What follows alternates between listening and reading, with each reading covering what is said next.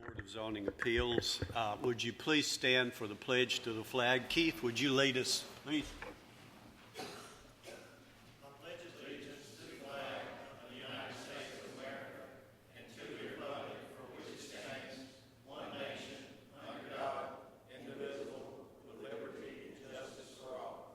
Would you please remain standing for a moment of silence?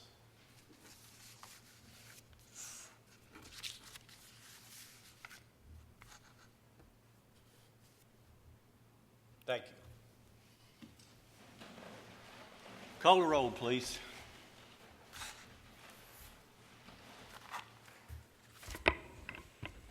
Keith Bratcher, Here. Joe Kroll, Here. Jerry Sartain, Here. Joe Machoto, Here. Michael Rather, Here. Jared Barrett, Here. Zane Cantrell. Present. We do have a quorum, Mr. Chairman. Okay, all regular members are here and will be voting. Let me welcome all of you here tonight. Since we have 3 items on our agenda, we do have a good turnout. And let me explain to you how we will proceed so you will know what to do. We'll have a presentation by our staff on each item that we have before us. After that, we'll ask those of you who are making a presentation, a request to come to the podium and give any additional information, and we might have some questions from the board for you. Following that, we will have a public hearing, give you a chance to make whatever comments that you need to. Now, we ask that these comments be held within 3 minutes, and please keep your comments on whatever you think should be done here and on the subject that's before us, as opposed to other things. We don't need to get into that. And that way you'll be sure to hear what you have to say. So thank you again for being here, and we'll get on with this meeting just as soon as we possibly can. We have the minutes from the last meeting. Do we have any changes or any corrections? Do we have a motion they be approved? Have a motion they be approved. Have a second. All those in favor say aye. Aye. Those opposed, like sign. The minutes are passed. The first item of business we have is a request by Craig Davidson. And what do you have on that? Thank you. Application 2012-42 filed by Craig Davidson involves the property located at 2208 Delay Drive. It's a 2.4-acre site that's located in a residential 15 zone, and Mr. Davidson is requesting variance relief to allow an additional 1,600 square feet of detached accessory structure area for a property located in the R15 zone. And Mr. Davidson was alerted by a building inspector who was responding to a complaint that was received that 2 shed roofs that were attached to a garage that was built and permitted were in need of a building permit, that he had not obtained the proper permits for that shed roof addition. And when Mr. Davidson came to the zoning office to pull the building permits to remedy the violation, it was discovered that the shed roofs caused the site to become in violation of the allowable square footage for detached accessory structures, which is 1,800 square feet. Mr. Davidson would like to add the 2 20-by-40 shed roofs, which have already actually been added, just obtain approval for it, measuring 1,600 square feet total. So this is the principal structure, Mr. Davidson's home. You were looking at photos of the surrounding area and how we posted the sign on the property. And this is the structure in question. The garage that is enclosed with the 2 bays was permitted and built in accordance with the building permit. However, what we are considering tonight are the 2 shed roofs that have been added to each side. Now, Mr. Davidson also obtained signatures from some of the surrounding property owners, and this is the site plan that was supplied with the application from the applicant showing the location of the shed roofs. And staff took the signatures, the addresses of each of the signatures, and prepared a map that shows all the blue properties are in favor of Mr. Davidson's request. The property in red indicates a neighbor that was in opposition to the proposed request. And two properties in orange were addresses that the people were not available to obtain signatures, so there is no determination as to whether they're in favor or opposed to the request. And staff has received phone calls, one informational and one that was opposed to the request. And that's staff's presentation. Thank you. We have anyone here representing this request? If you'll come around, please, to the podium, give us your name and any additional information you might have. Hello, my name is Craig Davidson. Appreciate y'all taking time to consider my request for this variance, this additional square footage. Mark Russell called me in April and explained to me that I had gone over my allowed square footage, or possibly had, and so I, questioned him on that. So they weren't going to be enclosed. I didn't realize I needed a permit, so I asked him what the procedures would be from there. So I went on down to the planning office to ask, what I need to do from there. They gave me the instructions, and seeing as I was going to be out of town during the scheduled times for the meetings of June and July, they were nice enough to let me postpone my application time. And so, anyway, this area is strictly used for just storage of personal property. I have a couple of trailers, a boat, and vehicles like that. And you may notice on the back area there, most of that is gone. The rest of it will be, and that's basically what is going under the shed roof. So there's some temporary sheds, or just those like vinyl, kind of just a temporary enclosure that I use to store these items under. And so those are in the process of being moved out and or taken down. So they were unsightly. I'll be the first to say that I would agree with that. But anyway, that's the purpose for them, is just to park under. And I did go around to all my neighbors, with the exception of one that is opposed, and got signatures, which I have the original there. I don't know if I need to hand that in or not. But anyway, I talked to as many as I could. The two that weren't available, I went 2 or 3 times and just could not get there. Did not find them at home. Now, you have lean-to sheds on both sides. Yes, I do. Okay. Keith? I just have a few questions, Mr. Davidson. You alluded to, since you built the structure that was approved, you had some other smaller structures that you're since going to remove. Yes, those temporary ones that were in that picture. One is actually, some of those are already down and gone. All right. Most of that in the center, towards the top and the back, are those items there, with the exception of one in the far top left is gone, and that one's like, coming down next. It's got a few items under it to get Okay, out of and there. I just want to make sure I understand too, when you added these 2 sheds on each side, you didn't try to do anything that you just thought because they weren't enclosed that you didn't have to have them I permitted? thought it was enclosed space that was what that I understand. definition was. I understand, thank you. Joe? You don't intend on closing those in, though, do you? No, sir, not unless that was, if any objection was like from neighbors or something that was an issue, then I would be glad to. But no, my intentions were never to enclose them. Okay, and you say you're mostly going to get rid of most of those other Yes, sir. little portable sheds? Yes, sir, I Okay. am. Joe? Mr. Davidson, I noticed it looked like a larger truck in one of those sheds. When you showed the Larger picture. truck. The shed to the right looked like it had a truck larger than a half-ton or three-quarter ton.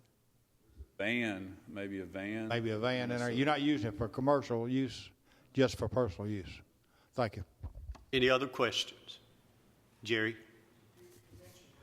Use your microphone, Jerry. Mentioned that you didn't go talk to your neighbor who was opposed. I did, actually. I walked around and to get signatures, And that's when I learned that I had an opposition. And I asked the question then, you know, is there anything I can do? And actually, I think the concern is mainly that ruling for this would cause some precedent for future rulings on other property. Like we have some commercial property across from us or near our neighborhood, and I think that's what I was told. The concern would be more involved with that, because I did offer to, if there's something I could do, I'd be glad to do that, to block view. And there's very little view from other than on my property. There's not a lot. I just have one other question. It's going to be really for Danielle, and I know it really probably doesn't apply right now, but under our new codes and stuff that we're currently going through and possibly will come forward to be approved by the commission or whatever, under those new guidelines we're coming, would this be in compliance? Yes, it would be if the new code had been adopted or is adopted. Okay, ma'am, thank you. Any other questions? Thank you. You may be seated. We'll open this for a public hearing for anyone who'd like to speak on this request. If you'll please come around to the podium.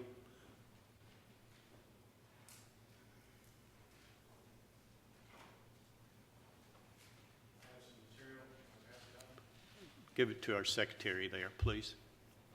If you'll give us your name and the information you'd like to share.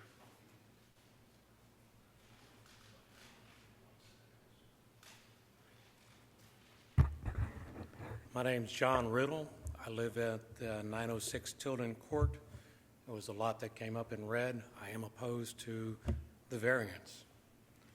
And once everyone has their folder, if you will, I'll read the letter that I put in there to you, and if you would follow along, I'd appreciate it.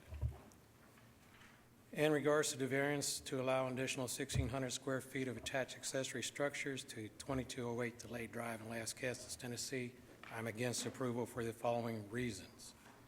At the present time, Rutherford County Codes allows a total maximum combined square footage of 1,800 square feet for a parcel size of 1.0 to 4.99 acres. You can see that in the attached document. The parcel in question is 2.4 acres. The variance of 1,600 square feet would almost double the combined total square footage allowed. The variance is being requested in order to allow, after the fact, 2 shed extensions already built onto the pole barn, built in 2005, presently on the parcel. The extensions are open-sided and anything stored under them is visible to adjoining parcels. If you look at the pictures 3A and 3B, you'll see how those those shed extensions look from my property line. Unfortunately, I only had one copy of the photos. I believe the gentleman in the back row has them. Okay, these extensions were built without a building permit or inspection. The pole barn is one of 7 detached accessory structures presently on the parcel. Those you can see in the overhead image and the pictures that I handed out. According to Mrs. Glauner, the Rutherford County Regional Planning Commission, the total combined square footage of all 7 detached structures on this parcel, not including the 1,600 square feet of shed extension, is 3,106 square feet. The variance allowed and the 1,600 square feet is added. This will give a grand total of 4,706 square feet of combined square footage for all the attached accessory structures on this parcel. This would almost triple the square footage allowed. If I'm going too fast, let me know. I'm trying to fit it into 3 minutes. I feel that the allowance of this variance would set a negative precedence in the subdivision. If the commission allows or approves the variance once, it becomes harder to refuse the next person who wants a variance for attached accessory building, whether or not it was built using a building permit or the county's approval. I feel that the extensions reduce the value of my property. The northern border of my property at 906 Tilden Courts meets in its entirety the back half of the property of 2208 Delayed Drive. If you walk my property line, you see the entire backyard of the parcel in question. The said extension and the articles stored under them are in plain sight to anyone walking this line. Until a couple of months ago, as I walked the property line, I could see in the extensions, this was after both of them had been built, 1 van, 1 Suburban, 1 pickup truck, one large orange four-wheel drive truck, one 1970 Pontiac in need of paint and restoration, one boat, two large barbecue smoker trailers, one large freestanding barbecue smoker, one large propane tank, one backhoe, one large riding mower, ladders, a wheelbarrow, and assorted leftover metal, sheets and boards from the construction of the shed extension. A lot of those are visible in the overhead image. In addition, the backyard contained two large enclosed trailers, one heavy-duty dual-axle trailer, and assorted tanks and other debris. Since the parcel has come to the attention of the Guthrie County Codes Department, some of the items have been removed or stored elsewhere. The two extensions now contain one van, one Suburban, one orange. Need to finish up. We're within I'm going to summarize down at couple the of seconds to very finish end. up. The variance should almost double the allowed footage. The parcel contains 7 accessories already. The extension to the pole barn will be open and all its contents viewed to anyone. The 7 7 accessory buildings, only one was erected using proper building permits and inspections. Finally, in reference to the signatures of my neighbors, the sign in front of Mr. Davidson's property went up on a Friday afternoon. The mail showed up with the notice from this board Saturday morning. Mr. Davidson showed up in my yard Saturday afternoon. Anyone who came home from work after closing of the office for the commission had no time at all to find out what the details were of the extension the variance he was requesting. During his talk with me, at no time did he mention the fact that he was over the square footage allowed in the subdivision by the Rutherford County Commission. In talking with 2 of my neighbors since that time, they both told me that they did not receive that information from Mr. Davidson, and trying to be good neighbors, and also neither one of them were going to see any of the stuff that was going in the sheds. They agreed to it as long as they didn't have to see it. Have any questions? Joe? It looks to me like that building is surrounded by a wooded area Yes, across the mine. back.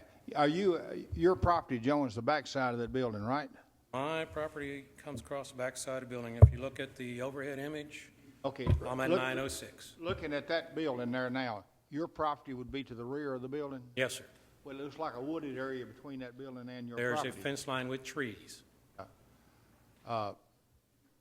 Pictures 3A and 3B show what I can see as a walk down the Other fence than line. him having more footage than he's allowed, what is this really bothering you? How does this really bother you? The fact that it retracts from or negatively affects the value of my property is what bothers me most.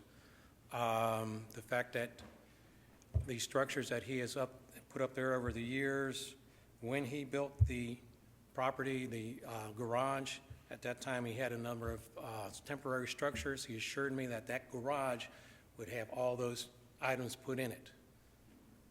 The temporary structures never went away. Well, he made a statement that part of the structures were already been removed. One has been. One has. Okay, thank you. Any other questions? Thank you. You may be seated. We're still open for a public hearing on this. Do anyone else?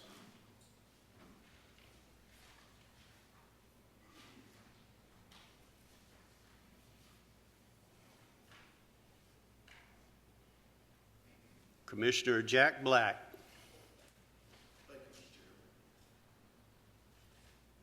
Members of the board.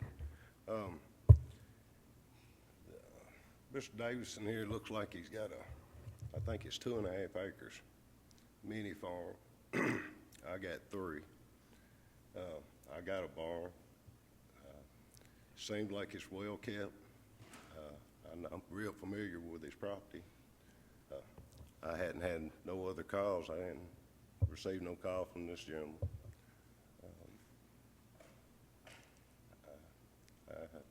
As far as I'm concerned, I'm fine with it, and that was the only concern I had heard from this gentleman back here. I'd politely recommend if y'all could approve this, and appreciate it. Thank you, Commissioner. Yes, sir. If you want to come back around, I'll allow it for just a minute.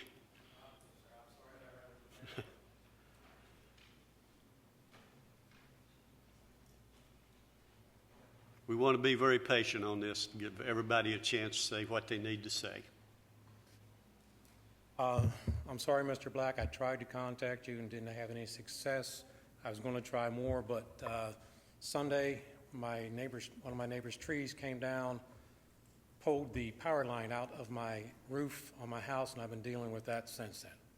I was planning on trying you again yesterday and the day before, but I did not have time. I would ask that the gentleman, if you would, just study the pictures, especially the 6 and 7 showing the 2 sheds that are in the back property line that do come visible during the wintertime when the leaves are off the trees. Thank you. Zane, Thank you. Zane, can I ask you a question? Sure. Would you have any objections if he got rid of all the other stuff off the property and moved everything inside or underneath that? Would you agree to it If then? he would close it in, no, because apparently the structure will be within codes here and whenever y'all pass the upcoming whatever. So if he encloses it, I have no problems with it. What I have I problems think with... what he's asking, all of the things that you had listed that was on the property, if he moved that inside of the building, would that help you any? Oh, the building itself, that would help me greatly. Okay. Not in the shed extensions, in the building, Yeah. which I don't think is possible. Is that what you're trying to ask? Okay. Yes. If he Any would- other questions? Joe? Could we get Mr. Davidson back? I'm sorry, say that again. Could we get Mr. Davidson to come back? Up? Yes, if you I got so. one question for Mr. Davidson. Okay, Appreciate you. okay, thank you.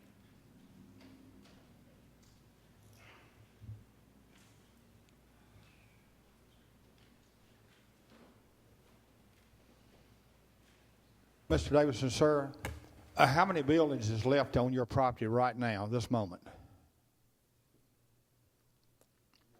Well, he's. Would you be counting. willing to remove some of those other buildings?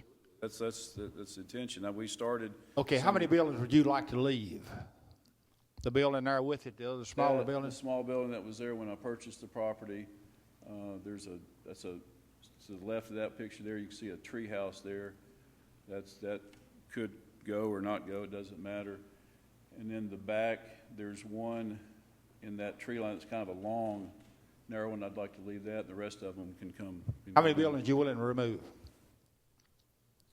Picture here, like I say, some of those are already gone. There's one, two that would be out of that picture that's not already gone. And that would leave the one long one close to the back tree line there. The existing shed, the 10 by 12, and the tree house. That would be 3 other than the shed roof in there. 3 other than the shed, okay. Thank you a lot. I think what he's wanting to know, would you be willing, those things that are on trailers, barbecue pits and that sort of thing that are temporary, could you put that under the sheds? Those are parked under the shed now, yes, sir. And I don't want to take any more time, but I have pictures kind of showing where, what it is more now. I don't. But you're willing to remove 4 buildings? Well, like I say, by the count of here, what you're looking at, there's not 7 on there now by my count, but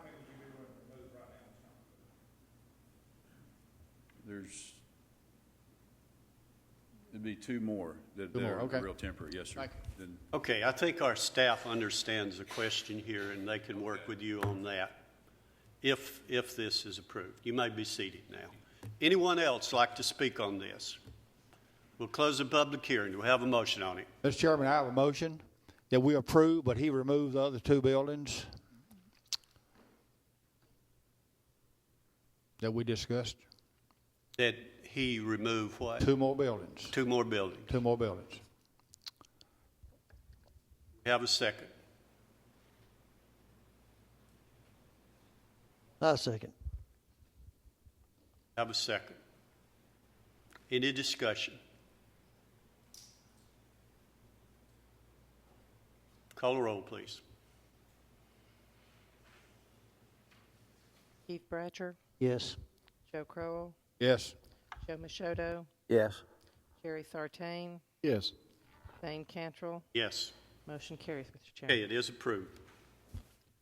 Next item we have is a request by Josh Cannon, and this is on the Old Nashville Highway and asking for a conditional use permit to an outdoor storage. And this is of landscaping material. What do you have on that, please? Application 2012-43, filed by Josh Cannon, involves property owned by John Bruce. It's located along Old Nashville Highway. It's a 2.03 acre site, zone transportation.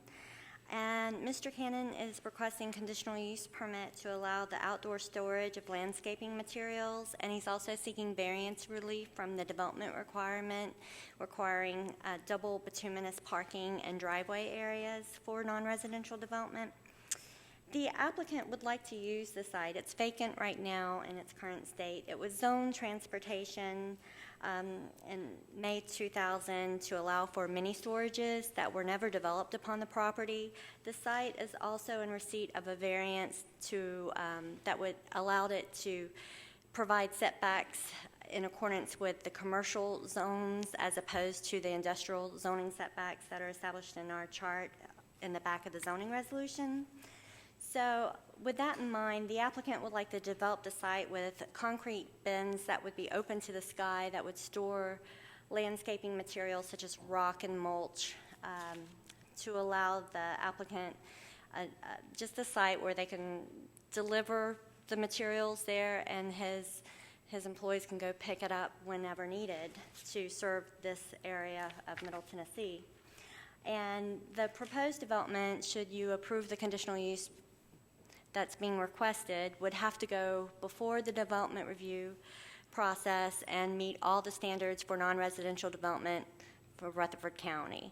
So he's also asking for the variance for the parking areas, so he would like to just have a gravel driveway and access area as opposed to providing impervious parking areas.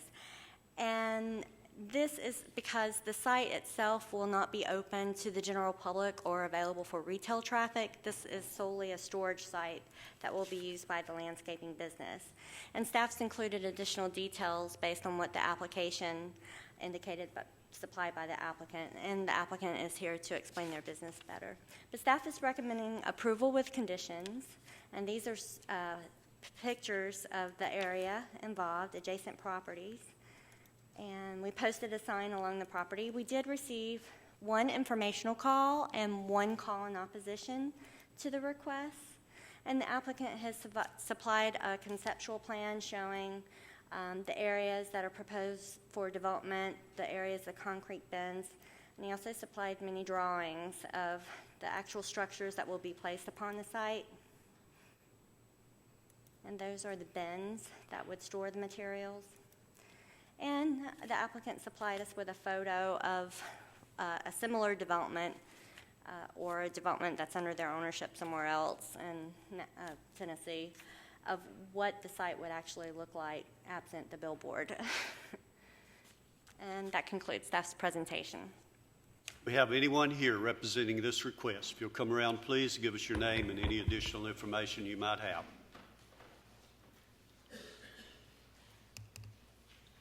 Name's Josh Cannon. I'm requesting a conditional use permit to use this property as storage for landscape material to be. My name's Josh Cannon.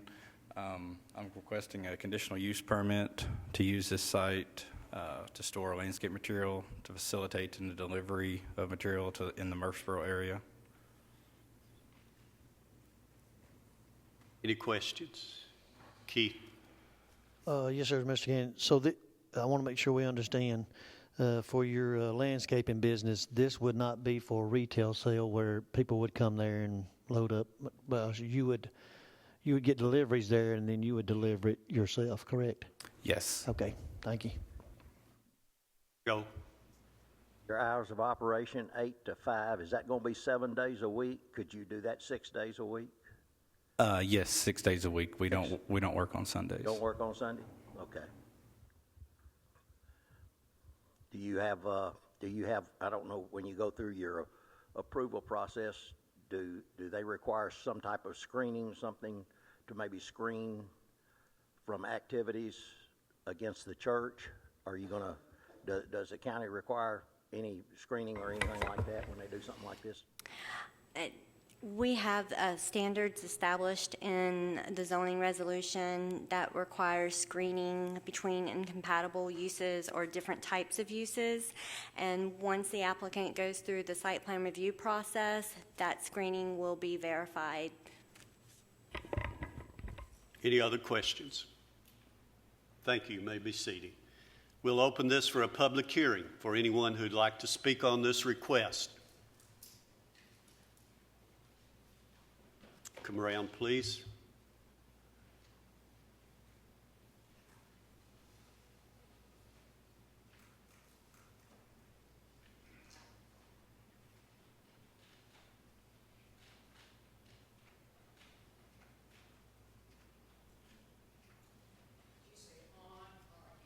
Yeah, just come to the podium and give us your name and any additional information you'd like to share.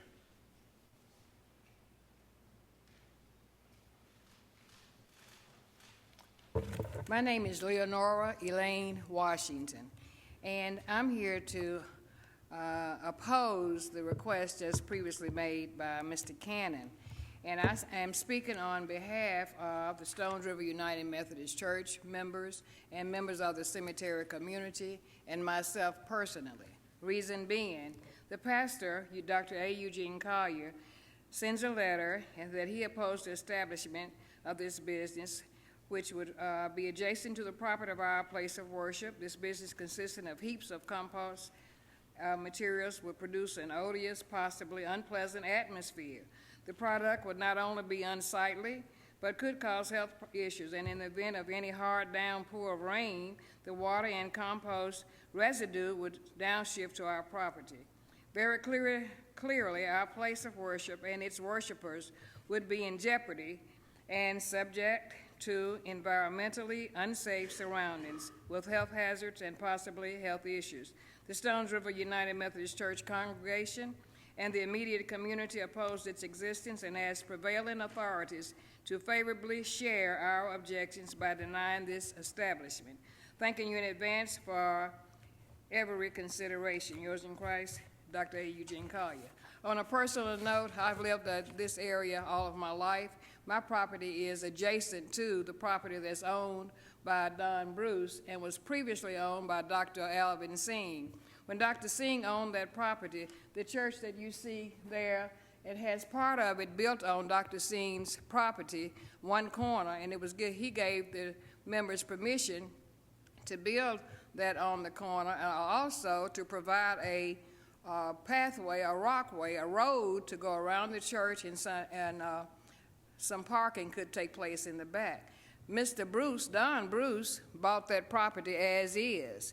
Now, one other time, he wanted to put a car lot next to the church. So members of the community came to complain of that. We feel like it will depreciate the value of the property. It's an embarrassing sight. And I'm in the process of nominating that property for the National Registry because it was established by African Americans right after the Civil War. And the church and the school and the graveyard, all is kind of like a 3-in-1. Mr. Bruce was told to put a bordering fence around his property at that time, which was Stones River and the Washington property. He ignored the planning commissioner's advice in keeping the property mowed because they asked him to keep it mowed also. Don Bruce also bought property as is. The previous owner, as I said, Alvin Singh, gave the church members permission to build a part of their kitchen on that property. When Don Bruce could not have the parking lot and everybody complained about it, then he maliciously dumped 6 to 8 piles of dirt and rubbish behind the church, which was blocking the parking area and also the drive, kept us from driving around the church. He also relocated a storage building owned by the church to the side of the church, exposing this rusty appearance. Some of the members, and one of them here now, had to move it back in place. It is obvious that Don Bruce has no respect for adjacent properties and the house of God. Don Bruce is not the one who wants the beans. I understand that, Mr. Cannon, but the property belongs to him. And in the past, we've had very unpleasant experiences with him. Nothing personal about you, but it's about him, and so therefore I have petitions here. Some of them were signed by the original people. Others, I have statements where they gave me permission to sign their name and speak on their behalf, and there are 33 of them. You'll give that to the secretary, please. She has that. Go. Mr. Chairman, I have a question. Ma'am, do I understand this right? That church, your church, is built on that property? Is that red line, do you have legal rights to that property? Yes. Now, the church is not, you say is the church See the built? red line up there? Yeah, I see that red line. Danielle has the red line going through a corner of your church. A corner of the As church. being part of the other property, part of the John Bruce property. Part of the original Alvin Singh's property, then Don Bruce bought the property. Do you have a deed to the property that all that church is sitting on? I believe we do. Well, I have one for Danielle then. Danielle, that's something I don't understand. The red line shows that part of the church property goes to this property. The GIS system is not always exact, but we are aware that part of the church is located on the property owned by Don Bruce. I understand that the property was purchased in that condition, and maybe Mr. Bruce, who is here tonight, can answer that question better than I can. Okay, thank you. Any other questions? You may be seated. Thank you. Still open for a public hearing. Anyone else?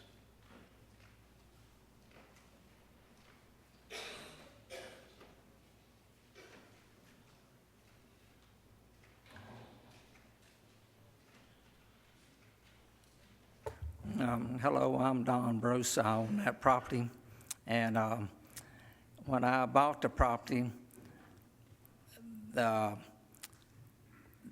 they do not have a deed to that portion of the property where the church is sitting. You know, I've never pushed it to tell them to tear it down or anything like that. I went to Building and Codes. We never found a copy of where they bought a building permit or anything. They just decided they're going to build a church, build an addition. They built it. It's on my property. I've never fussed about them with it. And but it is on my property. I have Go. a quick. Do you have a survey that says that building is on your property? Yes, I do. When was it? What year? Do you remember? Oh, I don't know. I have it at home, but you know. Is it an up-to-date survey? It was done after I bought the property. Oh, they built a building. I don't know when it was built, but I know that when I had it surveyed, it shows that portion of the building on my property. You see the red line running through the church now? I know exactly where it's at. I know where the. Would you say that's accurate? Where the portion of the building is. I don't want to stop this conversation, but that's not what we're here about. The property lines up to the owner. Yeah, I so know. let's but move on I was just. to whether this is an appropriate use for the property or not. Yeah. Thank you. Any other questions? You may be seated. Come around, please.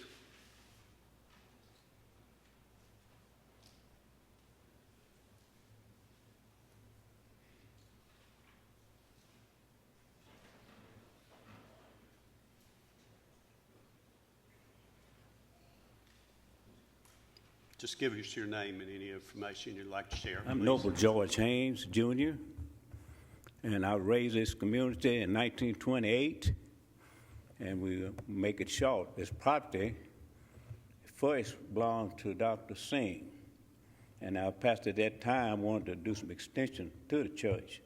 So I told him that didn't belong to us. So he goes to Dr. Singh. Some of the members got permission to give us an extra space to build this property. And we was on there about 10 years or more Then Dr. Bruce bought it as is. And I'm not a lawyer, I don't know how that goes, but he bought it as is. We already had this space given by Dr. Singh to build this building. And in the meantime, some of you might know what Nobles are, but we out to help different ones. And the place had growed up, and I asked a friend of mine who that belonged to, and he said, Don Bruce. I said, go to him and see if it's all right for me to cut it. He said, okay. So I did it 3 or 4 times, and I didn't ask him for no money. I just did it to make it look decent. But now we got trees growing up between his property and us, and we got signs up, no trespassing. And people going through there dumping, I don't know if he's aware of it, dumping stuff behind the church or not. We can't go around it now. But the problem is the church had this property given to us by Dr. Singh, I don't know what it's in writing, before he bought this property. And I oppose. We've been having problems, and I'm taking another minute. I've been a member of that church 65 years, and it's been 3 churches in that area. Stone River had services first and third Sunday, Ebenezer second Sunday, and Missionary fourth Sunday. We had parking areas for each church. Now, he built some buildings up there by Ebenezer and got part of the driveway cut off. It was a 2-lane. If you drive through there, you ain't got this 1 lane. Are you opposed to the proposal before us? What now? Are you opposed to the proposal? Oh, yes, I oppose, yes. Thank you. Thank you, sir. Yes, sir. If he removed the rock and dirt that he piled behind your church, if he removed that and cleaned that back up where you could drive around it? Well, I can't say he did that. I don't know if he's aware of it. If he removed that, if he cleared that up where you could drive around, would you be opposed to it then if he did that for you? Well, I have to check with the member that would be better, but I won't give you no answer at this time. But it's closed in within 10 feet from the driveway. That's a county road coming up through there. And somebody drug out of a coal house from where we located, carried clean across Elaine driveway, and then I got a friend of mine to move it back close to the building. Now, I don't know who moved it, but we didn't have that problem until he bought this property. And I've been a member of it for 65 years, and Tom Holt, he owns a lot of property down through there, and he's aware of what I'm saying. If anybody wants to buy some property, see Tom Holt. Thank you. Well known. Okay, thank you. Thanks, sir. Thank you. We appreciate it. Anyone else? You may be seated, please. Mr. Chairman, I have a question for Danielle. Anyone else like to speak on this subject? If you'll come around, please, give us your name. Give us a chance here to get to you. I'm sorry, we'll get to it in a second. If you'll give us your name and Donald Quant. I live at 2925 Asbury Lane. And in this economy, a lot of us are wanting to stay put in our houses. It's nice to do a little landscaping, have a convenient source. Property seems already to be zoned for commercial use for transportation. I don't see how this would impact any of the neighbors to have a well-groomed storage area that would have little visibility, little traffic. And under the current zoning, to park trucks and whatnot there, I think that would be more detracting for the people who worship at that church. They're not going to deliver anything on Sundays, and that's out of respect, of course, for the worshipers at this church. But from what I've heard here, I'm not sure any use of the property would satisfy the congregation. That's all I have to say. Thank you. Thank you. Keith? I don't have a question for Danielle. Danielle, this property, what is the current zoning of it? The site in question is Yes. zone transportation. Okay. And this type of business would not, under that zoning, would not be allowed?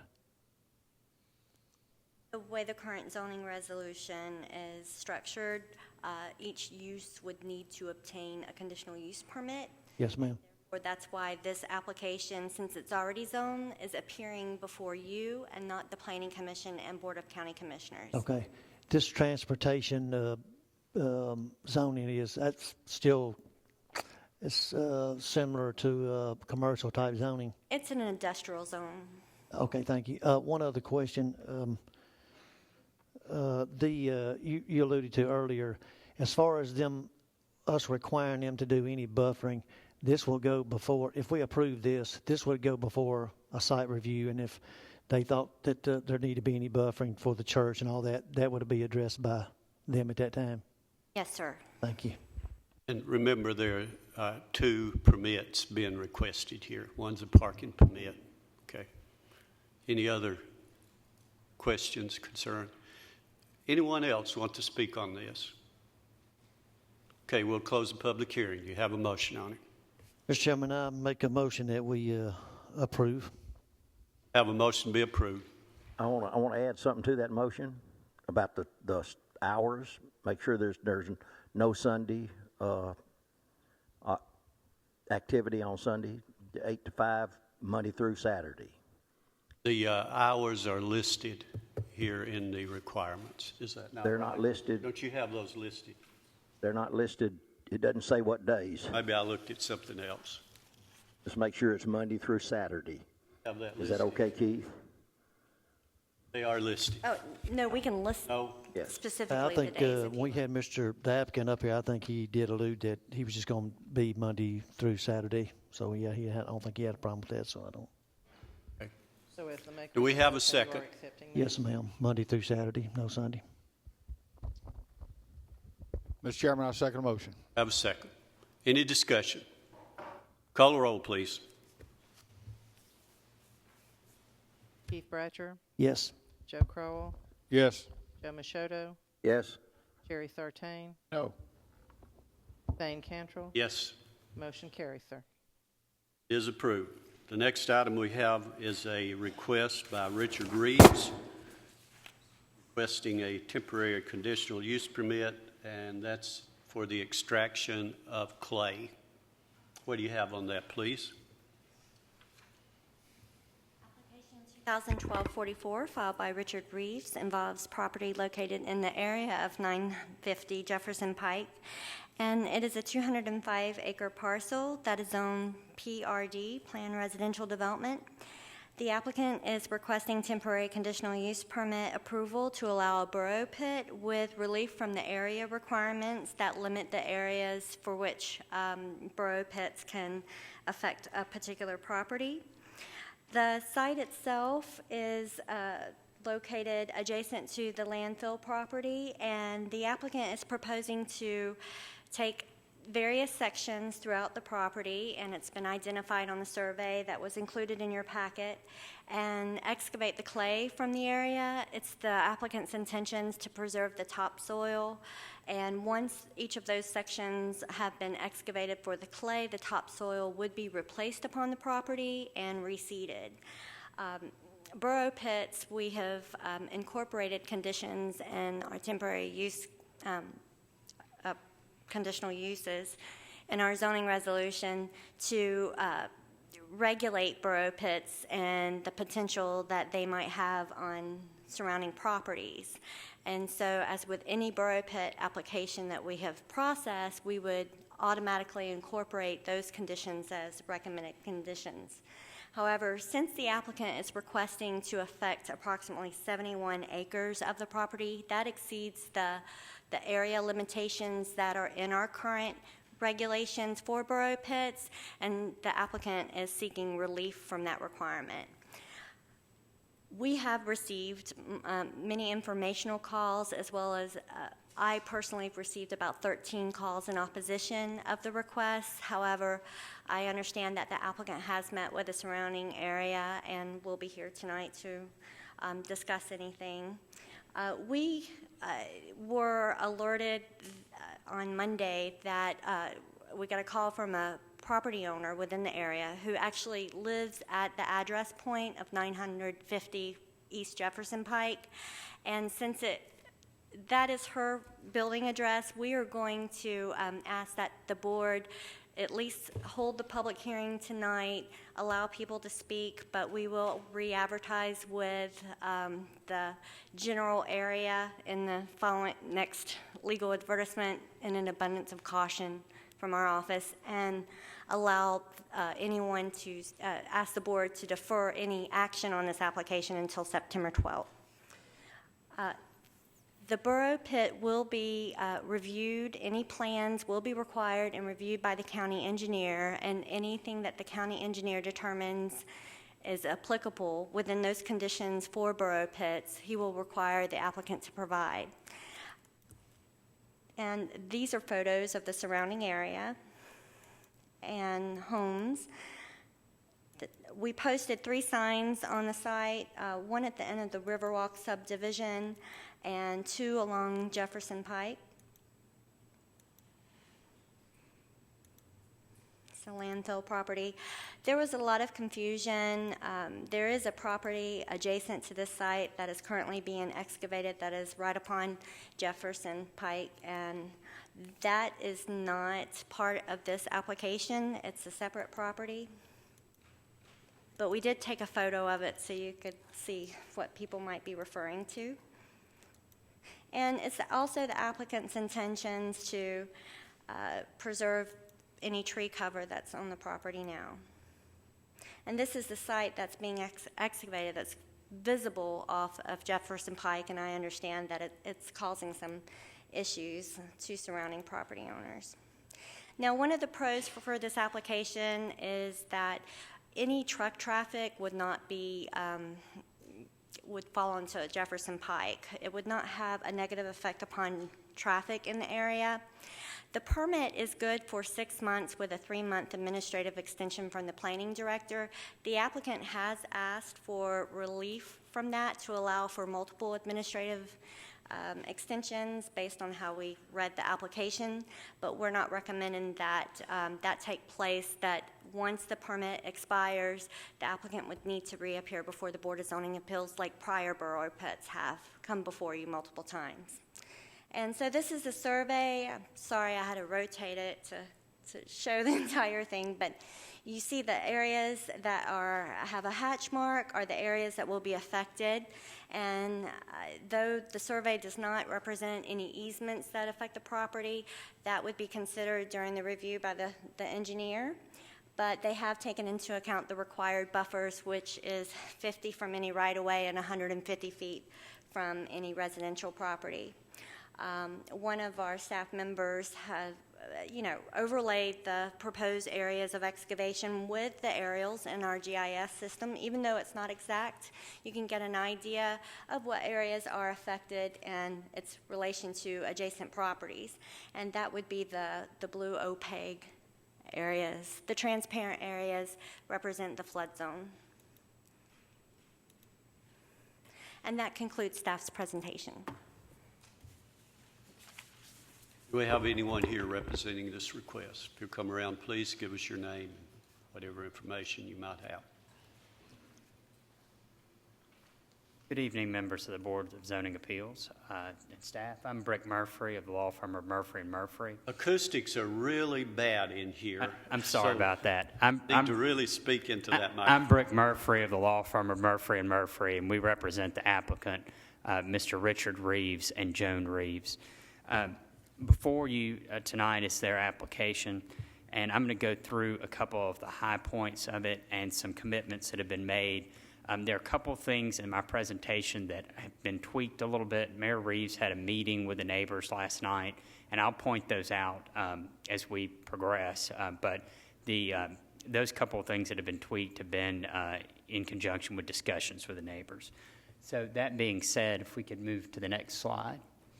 Once again, the applicants are Mr. Richard Reeves and his wife, Joan Reeves. The property in question is on Jefferson Pike. It's 205.7 acres, and it's directly adjacent to the existing BFI site. If we could, okay. Once again, this is not a landfill application. This is not a BFI project. All excavation work would be performed by contractors working for the Reeves and would report to Mr. Reeves and not to BFI. Mr. Reeves is a current and longtime Rutherford County resident. That's just something to point out. If we could move to the next slide. The commitments that we're going to make in this application were also made in the application and would be binding. We will submit a letter with the amendments tonight that Mr. Reeves has agreed to last night.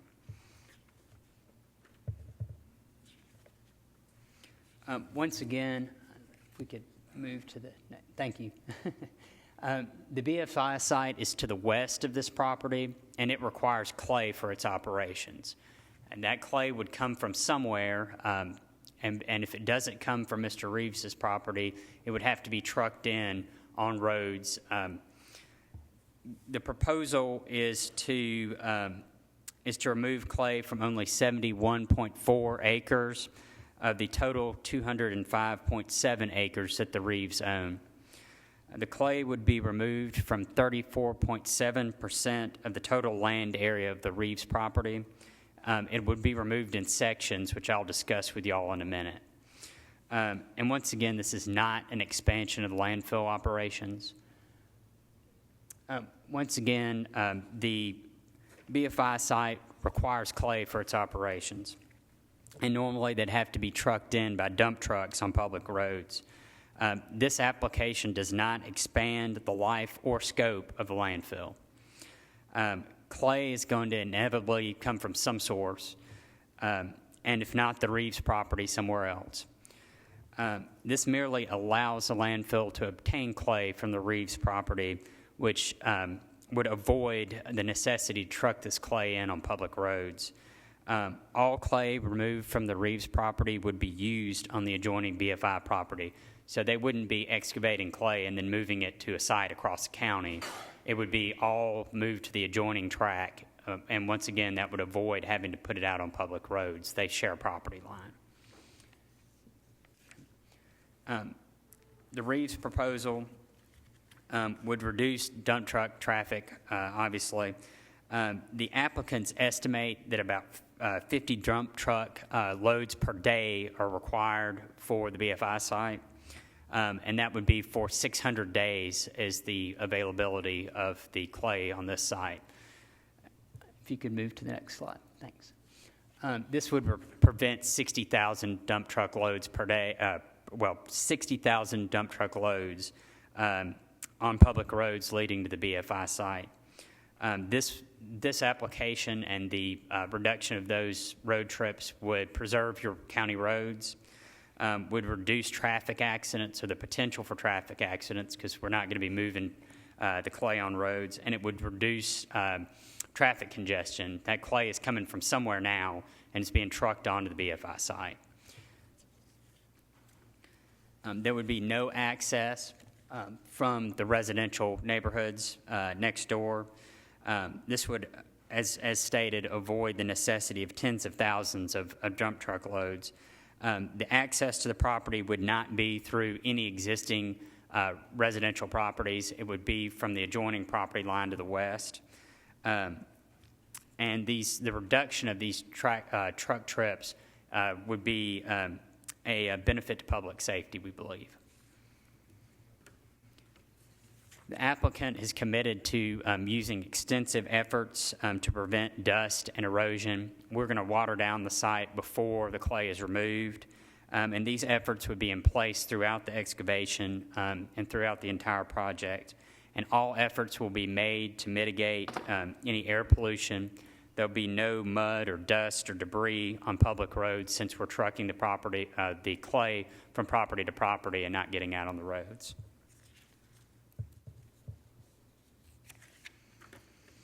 Here's where the presentation and our proposal differ a little bit. Mr. Reeves last night, as I said, had a meeting with the neighbors, which was well attended, and has made some commitments to them. We will remove clay from 5-acre sections, approximately 5-acre sections only, not 10-acre sections. And what we would do is prior to excavation on each approximate 5-acre section, we would remove the topsoil. The topsoil would be stored on site. Then the clay would be removed from that 5-acre section. The clay would be trucked to the BFI site. Then the topsoil would be returned and it would be reseeded. And so after it's reseeded and the grass grows back, you're not even going to really notice the excavation took place. And the excavation is going to be, once again, in small pieces, 5-acre sections. It's not going to be a large excavation project at any one time. We are going to preserve all existing trees on the property. There's no intention to cut down any trees. They're all going to stay. And cover for wildlife, and also the screening and buffering that trees provide will be intact and preserved. 6 months after the project is completed, it's going to have all been reseeded, the topsoil is going to be put back on, and you're not even going to know that the excavation took place because it will have grown back to its natural state.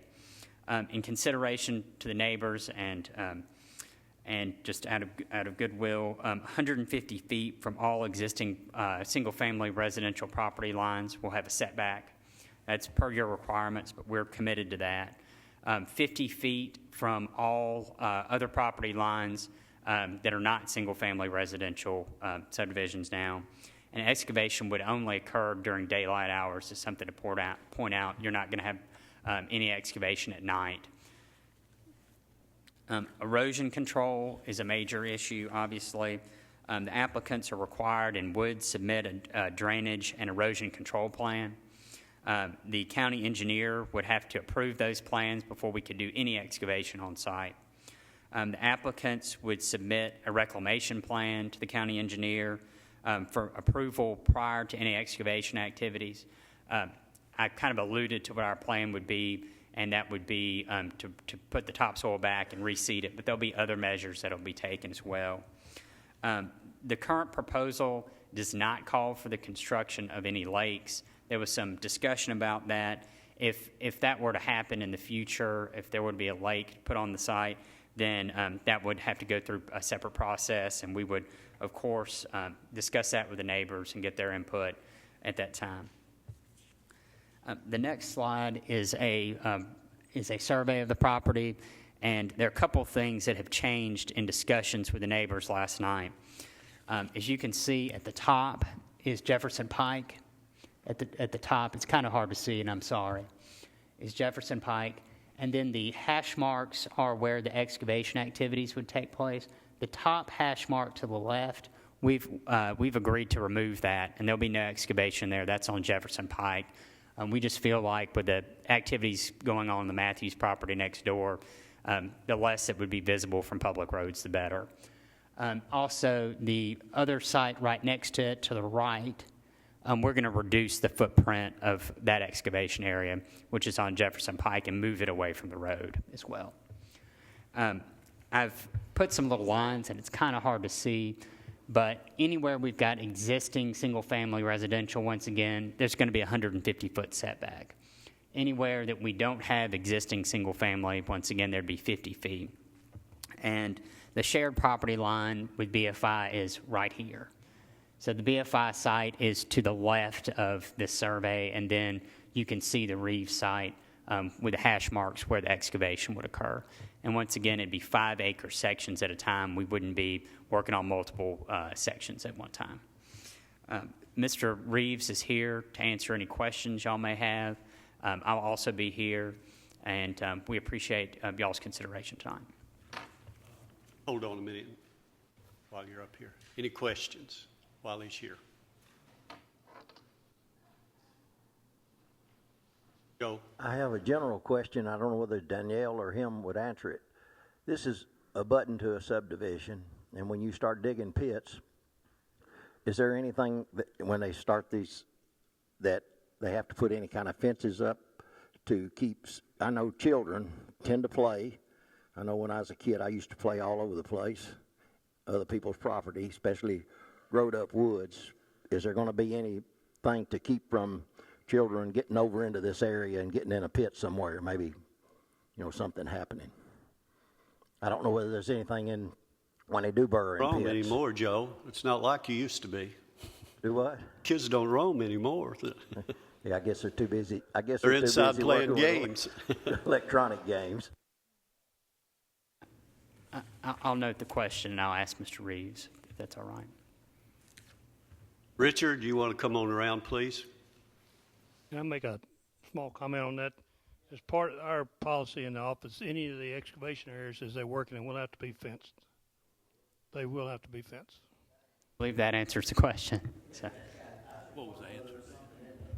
Any of the areas that you're working in, that immediate area, that 5 acres, will have to be fenced. And we can work it up so you can move that fence, but it'll have to be fenced. Is that correct? Yes. Okay. Whatever the county engineer says is correct. Thank you. Any other questions? I have a few, Mr. Chairman. Mr. Reeves in his project, and I know Daniel had said, this is they issue the borrow permit for like 6 months at a time with a 3-month extension, so giving you 9 months at each time. Do you have any idea of approximate time? And I know weather and different times of the month and weather and climate, can hinder your work. But do you know about an approximate length of this project? We estimate the project's going to take between 2.5 and 3 years. The reason we asked for the variance so that Mayor Reeves, before excuse you me. can continue, could you state your name? I'm sorry, Richard Reeves. Sorry. The reason we asked for the variance so that the planning department could approve additional periods of time, and this is, I guess you could say this doesn't have directly anything to do with what we're asking for, except I have met with the neighbors and we have worked out an amenities package that I think we're all very pleased with, and I'm sure some of them are going to speak in favor, some opposed to it. We're trying to figure out a way to enhance the value of our property out there. I've got a piece of property that I purchased, and I'd like to do some things to try to improve the value of it, and maybe in some future date I might want to try to build some homes out there. Also, we have this amenities package, which I've discussed with the neighbors, not a part of what we're asking for, but we believe that this package is going to increase the value of those homes out there. I truly believe that, and I think some of them do also. But in order to do what we really wanted to do, and if we have to come back here in 9 months, 3 times, we might be right in the middle of doing this amenities package that we're going to do, and it involves quite a bit of different things that we want to do. It'd be hard for us to stop where we are and come back and get approval and go through this process. But, I feel like the planning department is going to oversee this, and we're going to try to do something different as far as clay removal, and that we're not going to leave any pits. We're not going to leave land that's, as we have all seen, what can happen to these borrow pits. That's not going to happen on this property. I'm planning on keeping this property, and it's not for sale. One thing I like to see about the 6 months and 3 months extension is that you do have to come back here. If there are problems, not just looking at your property, but all of the properties that we look at this way, they eventually will have to come back to us. And if there are problems in the neighborhood, we're able to correct those problems and move on from there. So I do like that aspect of it, rather than saying, okay, we're going to give you a blanket approval for 3 years. We don't know if that's going to happen or not. It depends on how things work out there, if this is approved. And I just have I'm trying to, I'm not trying to pick on you, I'm just trying to ask some questions. I think there's a lot of folks that's concerned out there about it, and just trying to make sure everybody understands. With what you're going to do, the removal of the soil and stuff from your site, Mr. Reeves, then your plans is for the project with the remaining property, or all of the property, is to develop it sometime later at homes, or because I think some concerns, and I think everybody's is after the project is over and after the soil is removed, what's going to happen with it?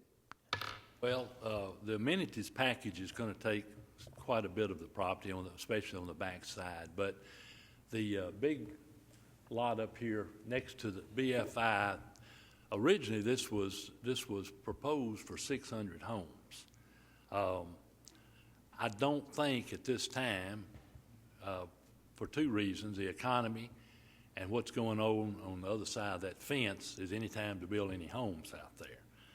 I would, in the future, you know, if possible, and some of this area can be reclaimed and cleaned up, it might be okay to try to build some homes. But at this time, there's no reason to do it. What we're wanting to do is just try to increase the value of the homes that are there, and to try to preserve the land that I have. I'm not planning on doing anything with this land other than trying to get it paid for and keep it. Just have one other question. You may know the answer. When you all go in and start removing the soil, and I know you're going to remove the topsoil and put it back in, do you know how much this property, compared to what it is now, how much it's going to be cut down? Well, it'll vary. It will vary depending upon the depth of the soil. That soil, it runs, some places it runs 2 foot, some places it runs 7 foot deep. But we're trying a new approach. I hope this is something that can be done in other parts of the county if somebody's planning on selling clay to the landfill. But I would like to try this new approach of removing the topsoil, removing some of the clay, and having a smooth surface instead of a bunch of pits, putting the topsoil back on and reseeding it and making it presentable. I'd like to see this done so that maybe we can, in the future, maybe this can become the acceptable way of extracting clay. Joe? Mr. Reeves, I have a question for you. You're going to do 5 acres at a time, right? Yes, sir. Are you going to put the topsoil back on when you finish that 5 acres? Yes, sir. Okay, thank you. Any other questions? Thank you. Let me remind you, we'll open this for a public hearing now. You may come around, give us your name. Try to hold your comments within 3 minutes. We do want to hear from you, hear what you have to say in your opinion about this project. So we're open for a public hearing at this time. If you'll come around, please.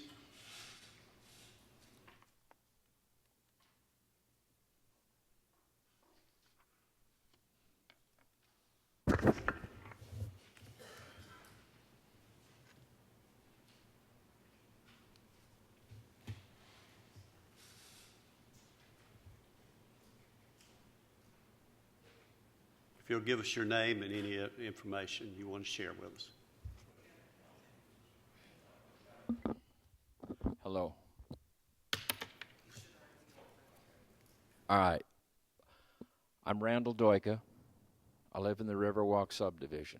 I use Jefferson Pike to travel. There has already been quite an excavation going along without any visible fences around that pit. When we had the last heavy rain, that pit had well in excess of 12 feet of water in it because of the deep hole that was on the backside of that pit. And then there was a deep part, but then they hit bedrock and couldn't go down any further on the rest of it. That was even submerged. So we have a drowning hazard for children who would like to go to this newfound lake or pond, whichever way you want to put it. You had mentioned fences must be required by the county. Why aren't those fences already there? If you're just now having the hearing, why has the excavation already been in process for a month? And where is all of the dirt and clay that has been taken out? And on the attorney's proposal, he said 60,000 dump trucks full of clay would be pulled out. Well, I don't know what size the dump trucks are, but if they're just a small one at 10 cubic yards each, that's 600,000 cubic yards of clay. And if you put the topsoil back on, what's going to elevate the land for that 600,000 cubic yards of removed clay? You're going to have a major depression. And the elevation of the land, the whole topography is going to be altered. And I think that's something the commission needs to consider. Yes, putting the topsoils back is great. But if you don't have anything to lift that topsoil up to the elevation of the surrounding land, you still have a potential water hazard, which breeds mosquitoes, by the way, and my paraplegic wife and I don't like mosquitoes. And we just moved to Rutherford County in April from Lebanon, and a house that we can get around in our wheelchairs, and we don't want that kind of thing next door to us. Thank you. Thank you. I just got a general comment to Mr. Chairman, not to this gentleman, but I think the property that he's alluding to is something that we're not even considering tonight. I think it's the property next to this that's already owned by the landfill. So I think that's not what we're considering. Thank you. I appreciate you pointing that out. And also, let me point out to all of you, if you own property and you want to move that dirt around any way you want to, you don't have to have a permit to do that, as long as you don't remove it from your property. So, that's the law. Anyone else? Come on around this time. Come on. Those of you who'd like to, just come around to this side and just line up. We'd like to hear from all of you. Hello, my name is Judy Baines. Just come on around on this side. Be ready. I'm sorry, go ahead, please. My name is Judy Baines. I am the property that is 950 Jefferson Pike. No one has contacted me except I got a letter in the mail last Friday saying that they were going to do this pit thing, and I needed to come to the meeting on Wednesday. I knew nothing about a meeting last night. I've not discussed this. I think I called the office. I don't know whether I talked with you on Monday, and that's all I've heard about it. And I'm located right in the center of this property that goes in a circle.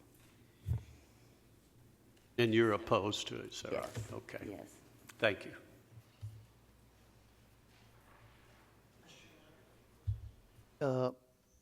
What's your name again? I'm sorry. Judy Baines. Ms. Baines.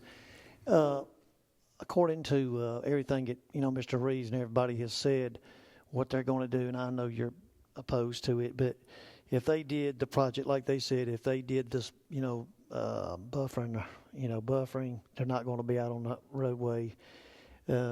And I know you weren't at that meeting last night, so you don't really know what all was said and what transpired there. But when you say you're opposed to it, what things concern you the most, and why are you opposed to it?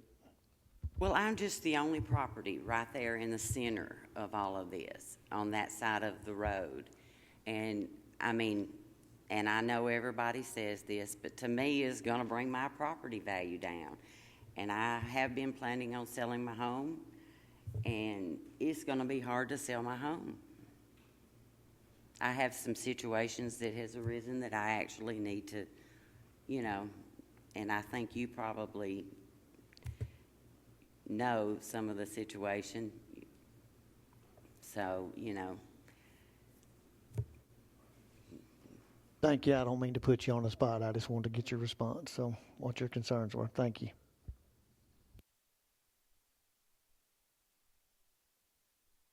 My name is Jack Hazel Jr. I live in the Riverwalk subdivision. I am opposed to this variance in that you have checks and balance in places with the current zoning.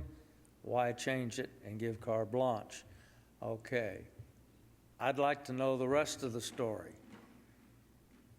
The story Mr. Reeves is coming into the subdivision last night and telling us in his amenities package he's going to build a beautiful lake in the back and it's going to be there for the subdivision, provided that we maintain it. And we have to get a homeowners association, and there's a lot of contingencies there. And then secondly, his lawyer just stood up here and said, that's a separate issue. That has nothing to do with this zoning. Therefore, we got smoked last night, very vividly, to make everybody compliant and not stay on the petition. If Mr. Reeves wants to beautify and improve his property, why did he buy property next to a dump? Secondly, if he's doing this clay removal to sell to the dump to pay for the property, why did the dump not buy it in the first place and cut out the middleman? He's going to remove 4 feet of elevation, put the topsoil back in, so he's going to build homes in the future on elevation that's 4 foot below the norm. There's a lot going on here, and when I look at why someone would invest in this and do this, the only reason I can see is to make a profit.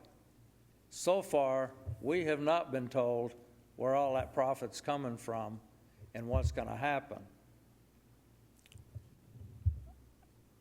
He has not really committed in writing to a lot of this, the lake in the back, all these various things. And that's just, I think, smoke to calm the subdivision down. So why does he need a variance to get around a zoning that you already have in place? And it was put there for a reason. So also, he's no longer now going to dig on Jefferson Pike. My feeling is out of sight, out of mind. If you can't see it from the road, nobody sees what he's doing back there. Who's going to enforce it? You just had some previous zoning requests, and it was mentioned that the county or the commissioners required fencing, grass mowing, and none of that was ever done. The owner ignored it. Who's going to enforce all this? So I don't see that this is going to benefit us. It's not going to make property between our subdivision and the dump any more sellable. So what's going on beneath the surface here? That's all I have to say. I'm just curious what's going on. Thank you. Appreciate it. Yes, ma'am.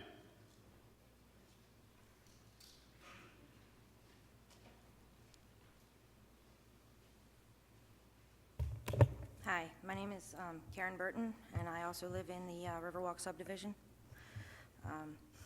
I do have a couple of points to make. My first issue is last night when we did have the meeting, there were a lot of things that he said that I could go either way with at this point. I'm very skeptical because I don't understand why somebody would want to come in and raise the value of my home when they don't have any part to do with it. He did promise us last night that there would be no blasting, and I did not hear that mentioned today. And I want to make sure that is quite known because my house already has foundation cracks from the dump blasting. I don't want it 150 feet off my backyard, so I have to rebuild my home that I don't have the money to do. I know he said there would be no trucks on the road, but nothing was mentioned on how the crews were going to access the sites. I don't want construction workers coming through my neighborhood. What little bit I have, I'd like to keep, and I don't necessarily trust a lot of people anymore.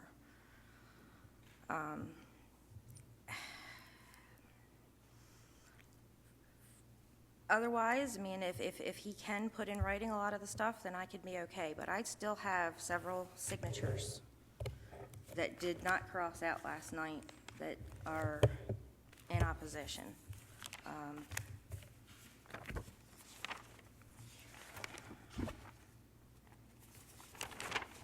This is the first sheet. And this is the second that I have, and only one on this sheet has scratched off.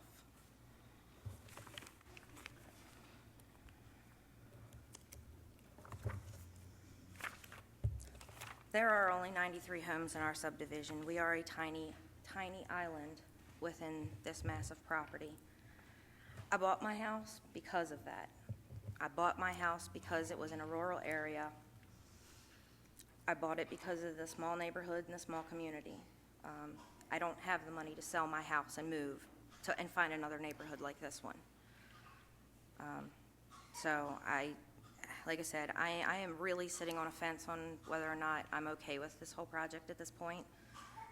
I realize that he has requested 30 days for the voting so that we can discuss things, and I appreciate that because I really think that we need to find a way to get things either in writing or an absolute yay or nay with the neighbors and the community. That's all I've got. Thank you. I'd just like to address one thing that she did bring up, and I know the applicant said they plan to do no blasting, but I guess just for your information, if they do request it or require any blasting or whatever, that would not be regulation. I think all blasting is regulated by the state, so that would not come up under us anyway. I just giving that to you for your information purposes. That's all. We would have no say-so or control over that. I think our county engineer would concur with that, but I think any blasting will be done on any property here would have to be, it's all regulated by the state. You understand that? The county doesn't approve or disapprove blasting. That's a state requirement. You have to go to the state to get a permit to be able to do that. Right, but last night, it's actually already in this paperwork here saying that no blasting in association with the borough pit except between hours, and they gave dates and hours. I want that clause completely out of this before. It appears that he has put that in there to agreement for you folks out there. Okay, I really just want to double check that one because like I said, It's I'm in. already. Go ahead. As far as blasting, it is regulated by the state, but as far as zoning resolutions are concerned and the fact that it's a temporary conditional use permit, our conditions for borough pits include hours for blasting. You have that in the Yes. document. Okay. Good point.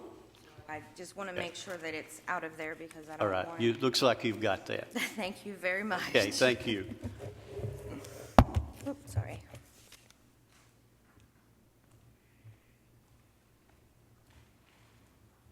My name is Vic Legg. I live at 911 Blue Wing.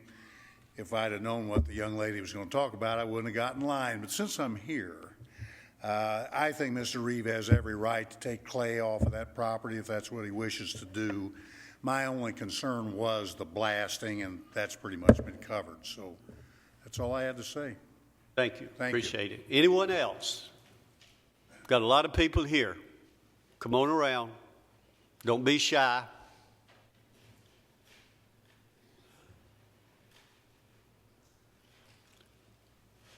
You can speak up whether you're for or against this.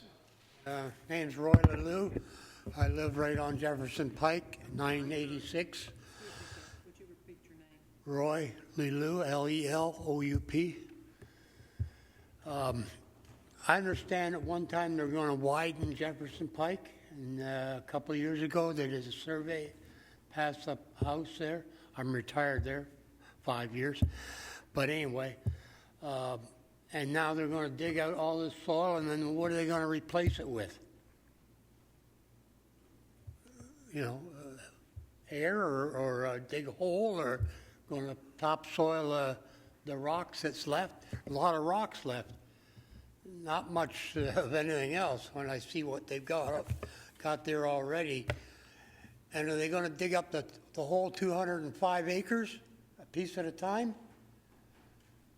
Or what? I mean, what's the eventual goal here? You know, I don't want to just stand here and look at you, but, you know, you heard the proposal. If you're opposed to this, tell us what you think instead of a question and answer type. You need to do that with the people out there that are making the proposal. So give us your thinking. We want to hear from you. Well, like I said, I don't know what they're going to fill it with. Okay. Anything else?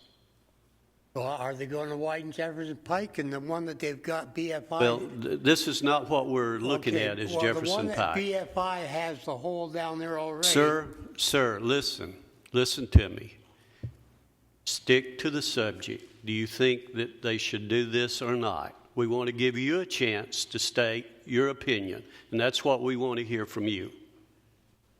You may continue Well, that. at the present circumstances, no. Okay. Don't know enough about it. Don't know what they're going to fill it with, trash or what. And they don't have enough topsoil to cover my garden. So, and I live right next door to it. And they're going to blast away all this, and what are they going to do with all this rock? I mean, there's a lot of it there. So. Thank you so much. We appreciate it. Next.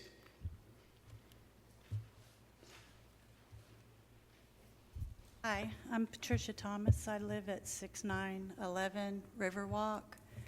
My backyard is the biggest portion that's green up there. And 2006, we bought the home, and it was because of the backyard. And I look out my kitchen window and I see it, my bedroom window, I see it. And I have a beautiful garden in my backyard, trees, flowers. The wildlife that's back there is just wonderful. And if they start digging up back there, they're going to be back there longer than anywhere, I believe.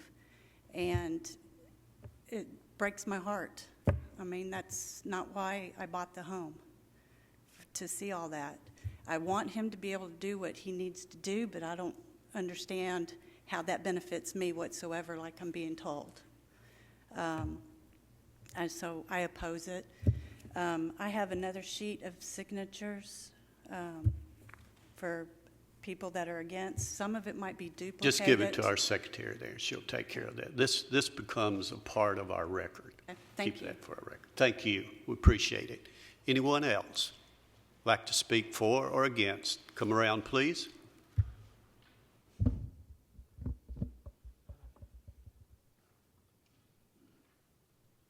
If there's anyone else that would like to speak on this, please come around and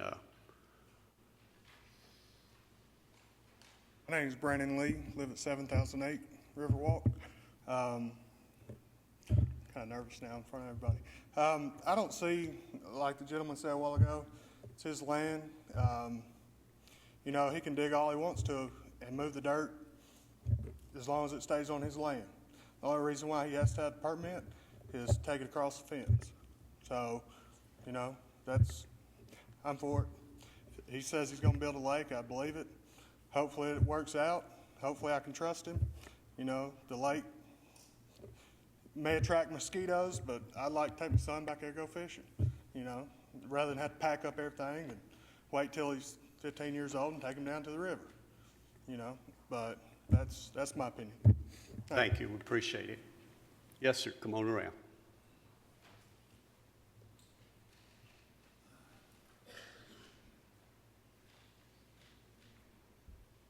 John Vaughn, and I actually live on Jefferson Pike. Matter of fact, in the photos that were shown earlier, my house was featured in one of those photos. I'm not sure which one it is up there, but You made the big time, didn't you? Your house. yeah, I was kind of surprised when I saw my house, but it's on the corner of Greenway and Jefferson Pike there. So the whole time we've lived there, we've had a nice view of a nice open field with the big mound where the landfill is off to the far right a little bit, but. I did notice that they had already done some digging right down from us, and it's not very a good thing to look at. Trying to wrap my arms around some of this, I still can't understand why or how they're going to improve the value of the homes there by making this big depressions. Even though they put topsoil back, there is going to be, you'll be able to tell. I mean, I've been around long enough, you can tell. And so I'm concerned about that. And already the property values, it's hard to sell houses around there anyway. We've been wanting to sell our house because of the number one, the smell from the dump to start with, and some other reasons. I can't see how this is going to make our property or anybody else's any more attractive for anybody want to buy, especially if digging could be going on there for 2 or 3 years. Now, it may not affect my property as far as might not be able to see it because I'm not sure exactly where all they're going to dig, but I do see from the map that a lot of that is going to be right in front of my house. And I know where they're digging right now, they're not keeping there's no fence there, and they're within 50 feet away from the road. I measured that in 2 or 3 spots, and they're within 40, 42 feet, depending on if you count the dirt buildup back from the hole. So it doesn't sound like, no, we're not talking about that, but it sounds like they're not following the guidelines for doing what they're doing now. So I don't know. There's no guarantees. I don't see that they'll do anything else. And they talked a lot about amenities, but I hadn't really heard any specifics other than maybe putting a lake that the community is going to be responsible for. So I don't know, without going into much details, I didn't know about the meeting last night, so I wasn't there at that. So I wanted to be okay with this, but I just don't really know enough to, to be okay.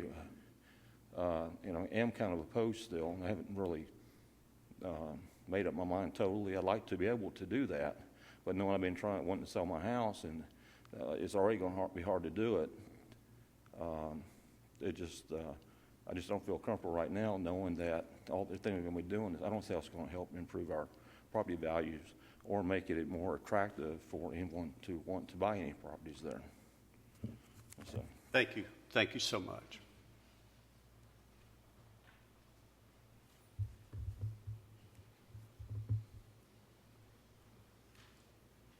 My name is Darren Welker, and I live at 1025 East Jefferson Pike.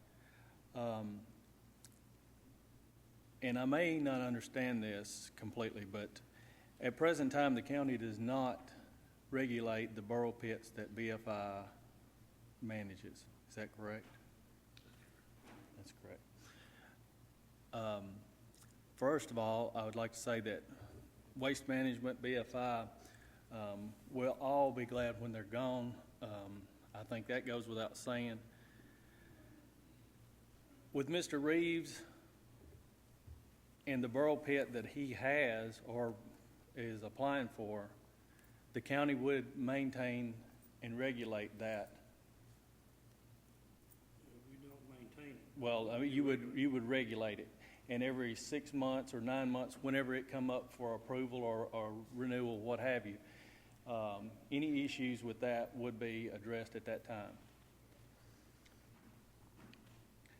All of that would have to go through the county engineer. Okay. For conversation's sake, if the land that Mr. Reeves currently owns was sold to Waste Management or BFI, then the state would regulate that at that point. Is that a correct assumption? Well, those are some big ifs. Please stick with whether this is appropriate or not appropriate. Well, my point is, or what I'm trying to get to, is 1,000 things could happen. I understand that. Mr. Reeves, if he were to sell that, our hands are tied at the county level. And as you can see, if you look from 231 towards the landfill at this present time, it looks like a moon landing. No differently than it does at Jefferson Pike where they're doing the burrow pit at that place. There's no fences, there's no regulation to depth, there's no agreement, there's nothing. I'm not for it, I'm not against it at this point, but I know good and well that when it goes to state level, that things, it's like pulling worm's teeth. It's not going to happen. At the county level, we would have more leverage than we do at present time. So, having said that, I wanted to see if the county would maintain the stipulations, or if there was any. The county will enforce all requirements that are approved, if it's approved. Complaints? And the complaints would go to our codes department. And if they are valid, they would investigate. If they are valid, then they would come back to the BZA. Mr. Chairman, I got a couple of things I want to address. Keith, go ahead. I I'm want sorry. to address a couple of concerns he's got. With the, you alluded to the 6 month and the 9 month or 3 month extension. But yeah, anytime, if this was approved at any time, before it even came back for our review, if there was, for some odd reason or for some reason someone thought they weren't being compliant with what the conditions were laid out by the county with reference to the borrow pit, you have anybody out there would have a right to file a formal complaint with our codes department, and they could go out and investigate and see what was going on there. And I may let this next question, I may let Danielle address this. With a conditional use permit, it's would be, if this was approved, would be for Mr. Reeves. If he sold that property, that conditional permit ceased to exist. Is that correct? It would not run with the land. Include a provision that granted the temporary conditional use permit to Mr. Reeves, who is the applicant. We have done that with home occupations. So I imagine if the board wanted to incorporate that condition. Okay, so at a later time, if we considered approving, and there was ever a motion made to approve this application, it could be a condition that if the property is ever sold or whatever, that the conditional use permit for a borrow pit would cease to exist. Not all conditional uses cease and exist. I don't when the mean to property interrupt, but I really transfers. think that's a question for our attorney over here. Would you please advise us on that? Well, I agree with Danielle about the provision that you can put in there, that it could cease to exist if you want to make that a condition of the permit. So I concur with her opinion. So just for correction, if this was at a later time a motion was made to approve, that condition could be put in there that if it was sold, that it would not, the conditional use permit would not go with the land. All right, thank you. Good question. Thank you. Thank you.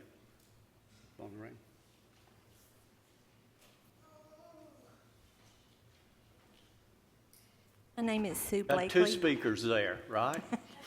Well, I started to say, as you can tell, this issue is very important to me, or I wouldn't have him with me tonight. My name is Sue Blakely. When this first started, I was 100% against this. We had that neighborhood meeting last night. That doesn't mean that I'm for it. I'm not as hard about it as I was.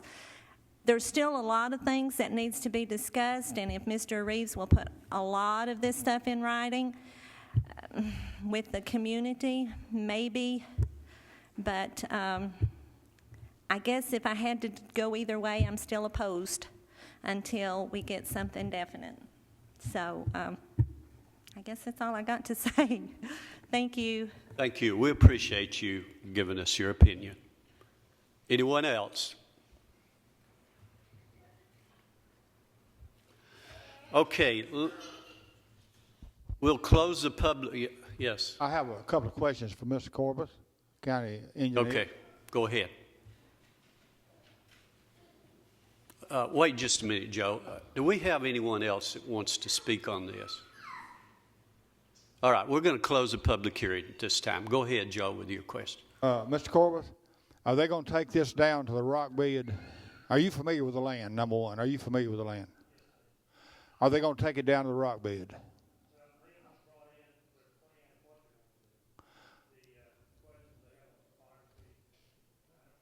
I don't believe your microphone's on. Is that better? Yes. Okay, I am familiar with the property. They've not brought in a plan as to how they're going to excavate or put it back together.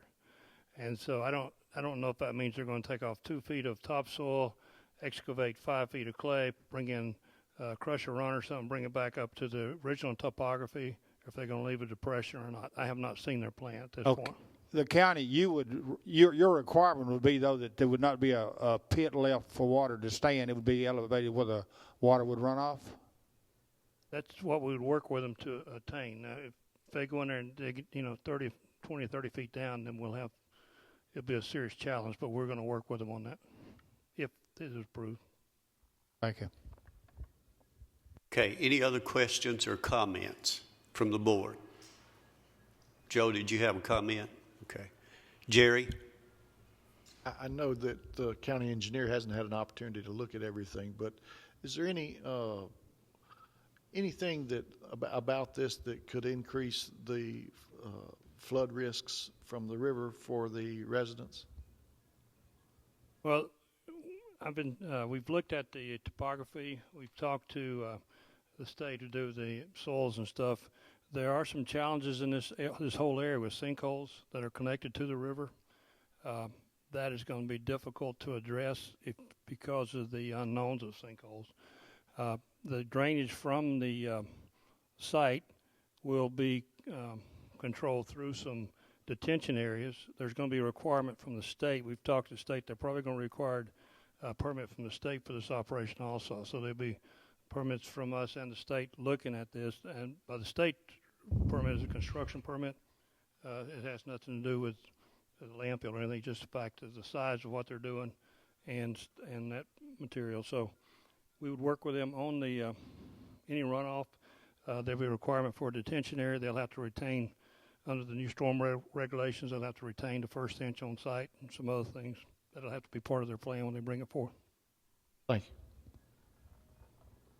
Even at a point where we think we're ready to make a motion on this or not, there's still a lot of hurdles for them to go through on this, okay?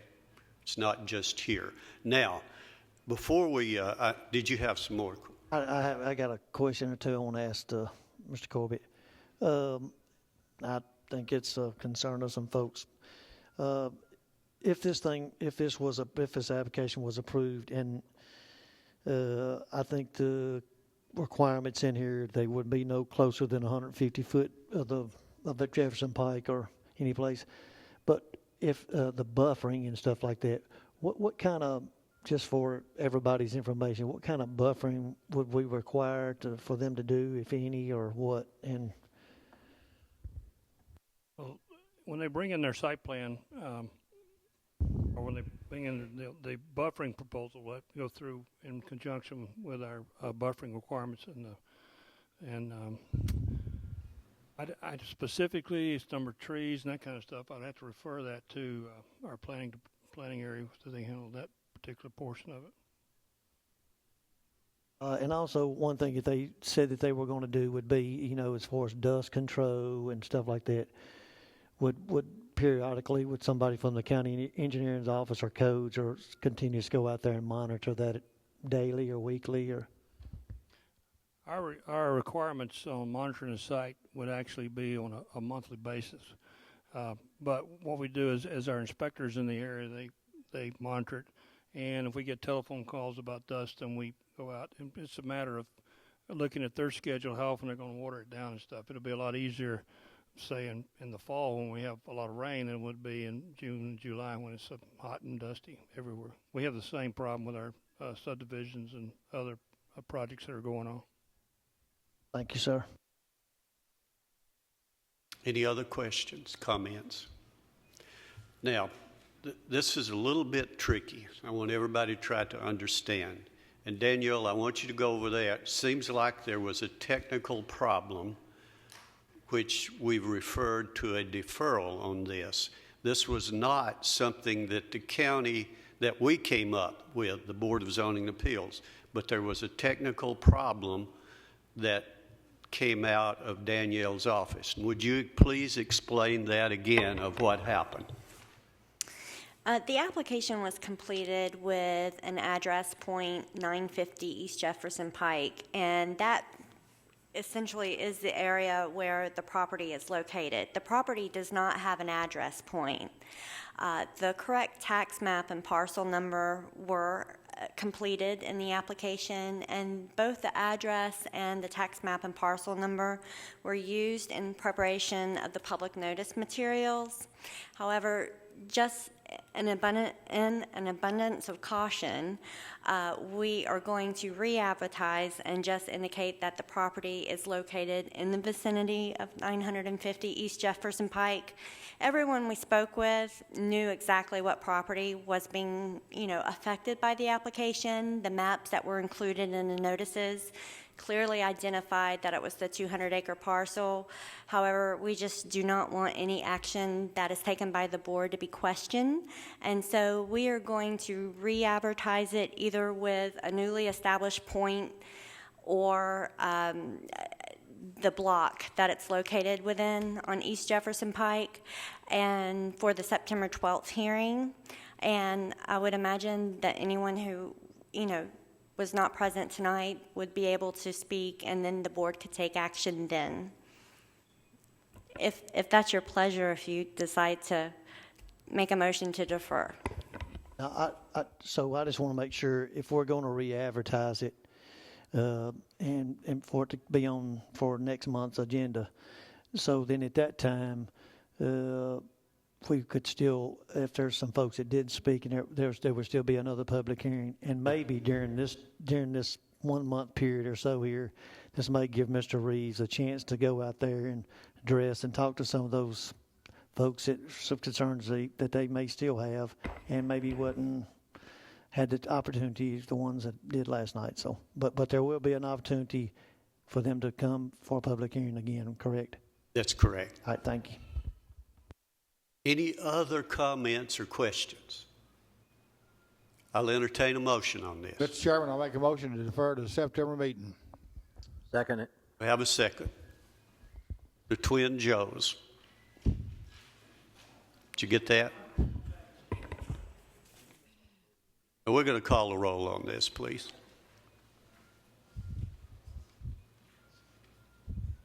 We'll call a roll on this, see if we're going to defer. Keith Bratcher, Yes. Joe Crowell, Yes. Joe Machoto, Yes. Gary Sartain, Yes. Thane Cantrell. Yes. Motion carries. Let me thank all of you for being here and being very patient. I wanted to make sure that everyone that was here had a chance to give us your opinion and your feelings about this proposal, and we have done that tonight. However, next month, we will also have a chance for you to come back and give us any other concerns or information that you'd like to share with this board. There will be a public hearing again. Now, secondly, I would encourage very strongly for Mr. Reeves to have another meeting with the people out in this community. Now, I can't require that, but I would encourage him very, very strongly to do that, because I think you folks still have some questions that need to be answered, and maybe he can do that. It's very difficult to get all of your questions answered in a hearing such as we've had tonight. But you need to go to him, make a special effort, have a community meeting somewhere. And I think Mr. Reeves is the kind of neighbor that will be glad to meet with you, even though he's met once before, and be able to resolve some of the issues that you might have. Do we have anything else?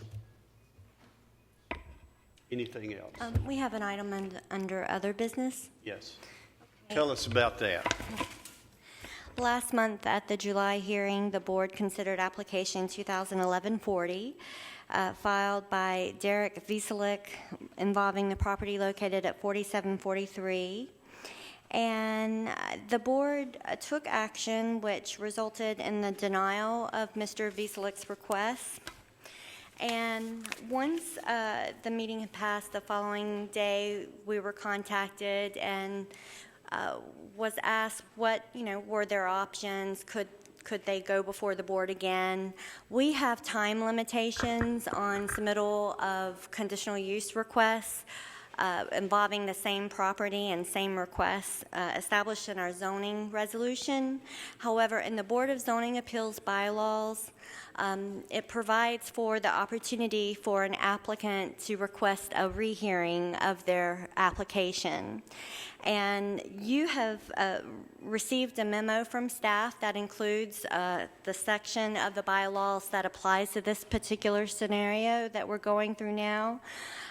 We would say that if the board decided to make a motion to rehear application 2012-40, that we would re-advertise and re-notify all the surrounding property owners within 500 feet.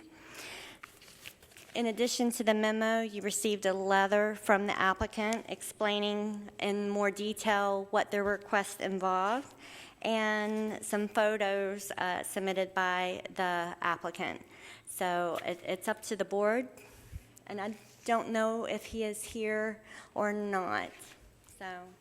Go. Mr. Chairman, I hate to make a meeting longer, but I made a motion to approve the last time, so I make a motion to rehear. Do we have a second? I second. Any comments, questions? Jerry? Last time, during that meeting, Mr. Chairman, we had an alternate voting. So will he be part of the hearing this time? No. If whatever members are here will be the ones.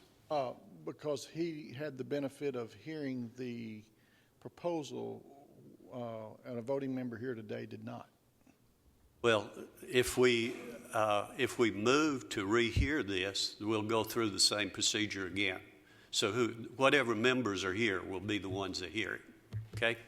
Thank you. That's my ruling. Ought to be yours. Well, I certainly respect everybody's opinions. So if an alternate votes and the applicant gets denied, and the applicant finds out that, hey, there was an alternate voting, why don't you reapply for a hearing because they can't vote next time? So the alternate's vote really means nothing if the applicant gets denied and appeals for a rehearing. I don't think that's correct. You know, you made the decision at the time. We can't go back and change that. So if we vote to rehear this, then whatever members are here will be the ones that will make the decision on that. That's exactly what I just said. Yeah. Thank you. Any other comments or questions? So do we have a motion on that? Have a motion made and a second. Okay, call the roll, please. Keith Bratcher, Yes. Joe Crowell, Yes. Jerry Sartain, No. Joe Machoto, Yes. Dane Cantrell. No. Motion carries. Rehearing. Sir. Yes, sir. We are adjourned. Thank you.